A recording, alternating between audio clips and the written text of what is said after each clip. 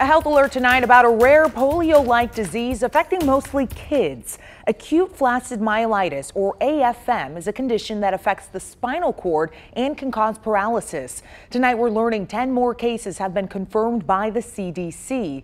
That brings the total number of confirmed cases this year to 72, including one here in North Carolina and Charlotte. But doctors continue to stress the disease is rare, affecting less than 1 in a million. Nonetheless, the disease has been on the rise since an outbreak in 2014. Symptoms include sudden arm and leg weakness, loss of muscle tone, facial weakness or drooping, and difficulty swallowing or speaking. Right now, the CDC is even trying to pin down what exactly is causing this. And the answer is we don't know.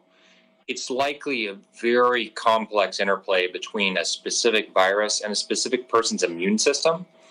And I don't think there will ever be one single cause that's identified. Now, Dr. Mitch Hargis with Novant Health says there is no specific treatment for AFM, but parents, you can help protect your children from serious diseases by following prevention steps like hand washing and staying up to date on recommended vaccines.